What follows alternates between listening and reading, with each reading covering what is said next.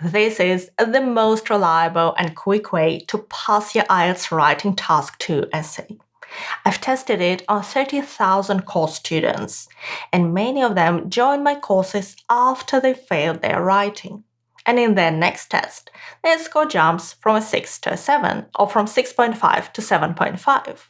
And they don't learn complex words or grammar. They don't write dozens of practice essays or study for months. It actually takes them just 8 hours to learn my writing system. Add some targeted practice, and the right answers that get a band 7 or an even higher score.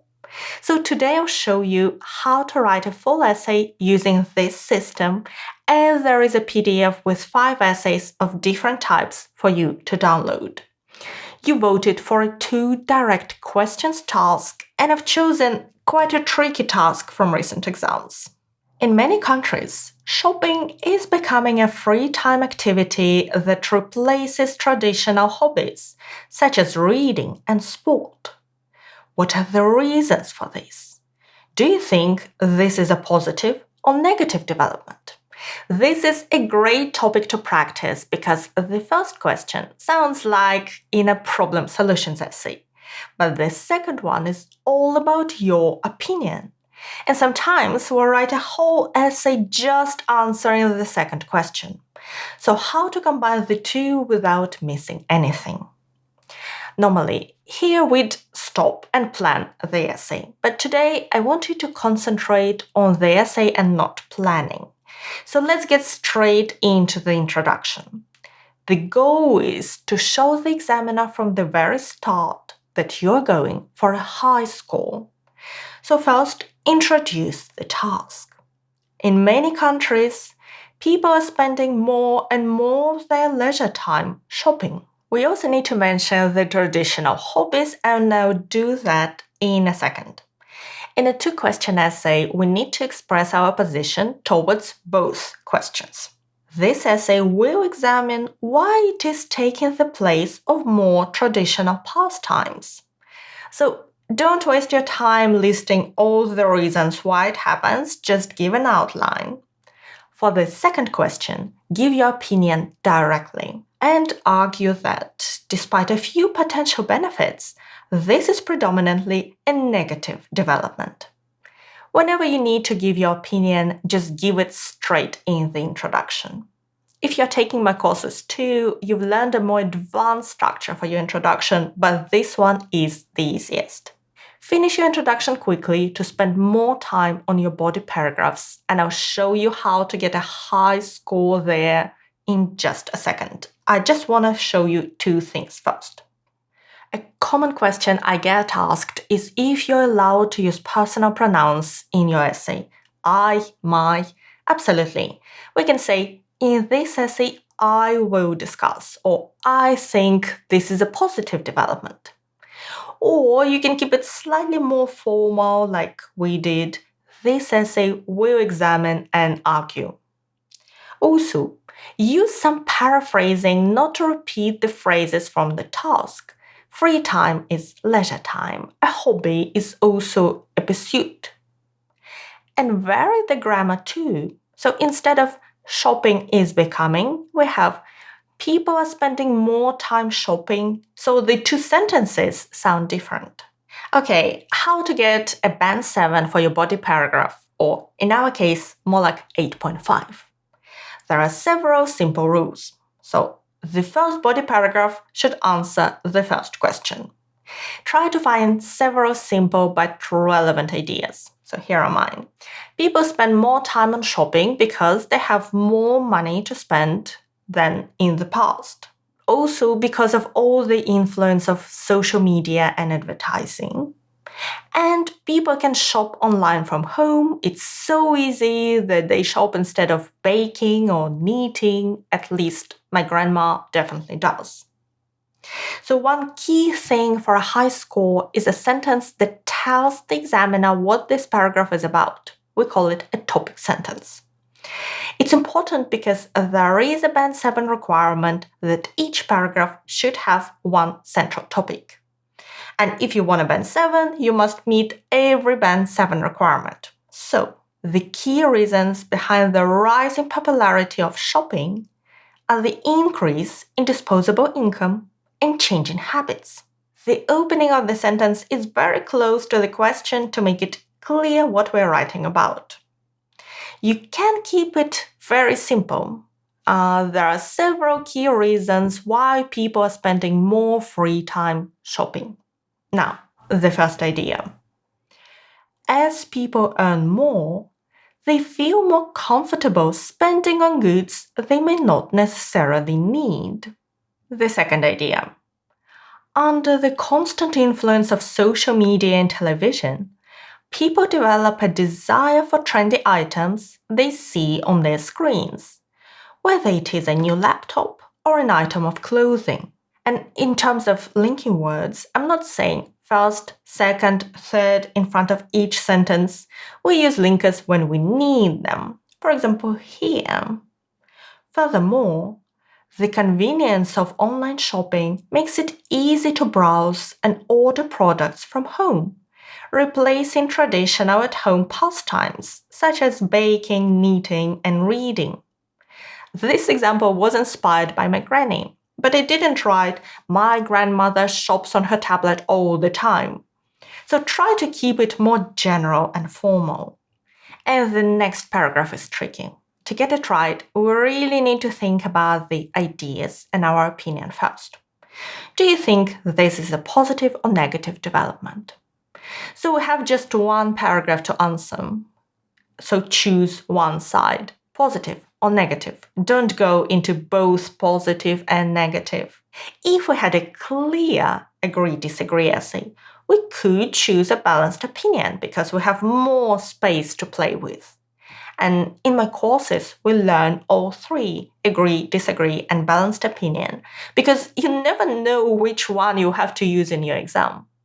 And generally, we look into each question type and learn advanced techniques for planning and writing each paragraph. I'll link the courses in the description if you'd like to check them out. And now let's get back to our question. Positive or negative?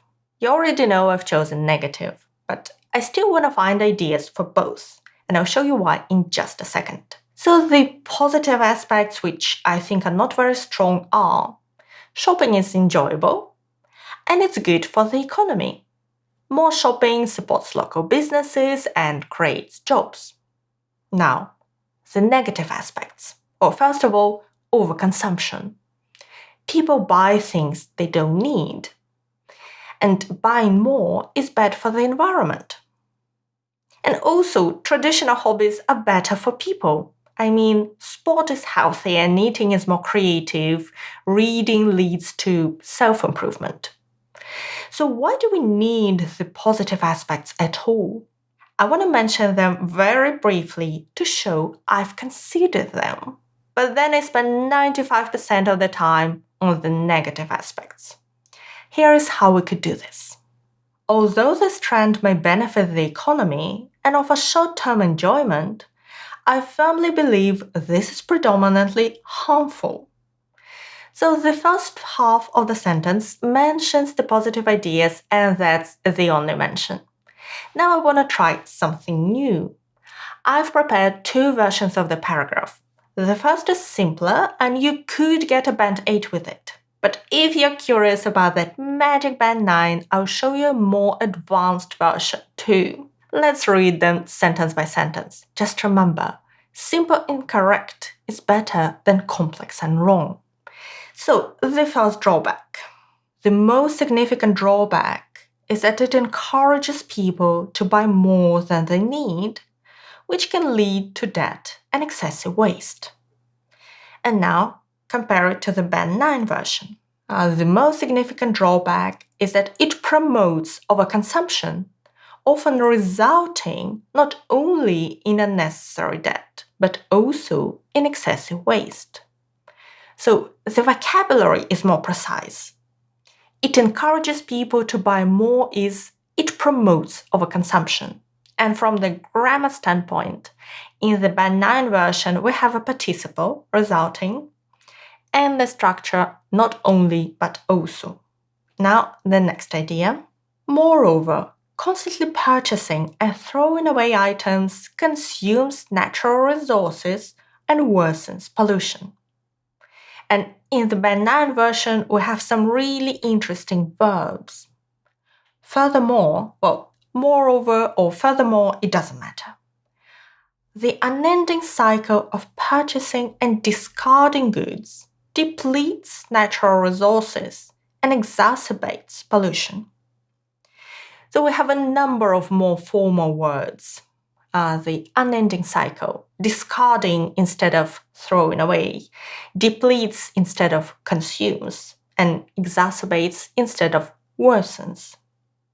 I just want to be clear that it's better to use words you know well and can use accurately than to go for big words and create more mistakes. Because if you do that, your score will actually go down and not up. Okay, let's have a look at the last idea. Another concern is that people who spend most of their spare time shopping may neglect healthier hobbies, such as sport, creative projects, or social events that support personal growth and well-being. And let's compare it to the benign version, which has a really interesting beginning. Equally concerning is that individuals who devote their leisure time to shopping may neglect healthier pursuits, such as sport, creative endeavors, and communal events that foster genuine personal growth and well-being. Again, more complex grammar and more precise vocabulary. All you need now is to write a conclusion, but don't get relaxed. I notice that my students sometimes get the introduction and body paragraphs right, and then the conclusion goes off topic, and the essay won't get the score it could get. Again, I have two versions, but this time there is a simpler version you can write quickly, definitely good enough for 7.5, and a more advanced version. In conclusion, shopping as a hobby is becoming more common. However, its downsides can lead to serious problems. So this summarizes the ideas. We could give more details, like in our benign version. In conclusion, while shopping as a hobby is becoming increasingly common, its downsides, including overconsumption, environmental harm, and the neglect of more fulfilling activities, have far-reaching consequences. And now I want to restate my opinion and link it back to our task. So this sentence is the same in both versions. I believe that by replacing healthier hobbies with an often wasteful pursuit, this trend ultimately has a negative impact on both individuals and society. Of course, this is just one way to write an essay on one topic. And for your exam, you should learn how to answer each type of task in Task 1 and Task 2, how to write each paragraph, and meet every Band 7 requirement if you need a Band 7 score. You could learn all this in my courses, and I'll link them below. You can also download this essay and answers for each type of task as PDF, again, below. And to dive deeper into writing Task 2, you can watch a video on how to write perfect introductions for your writing Task 2 essays using my more advanced formula I mentioned earlier. This is the video, and thank you so much for watching me today. Good luck with your preparation and your exam. Bye!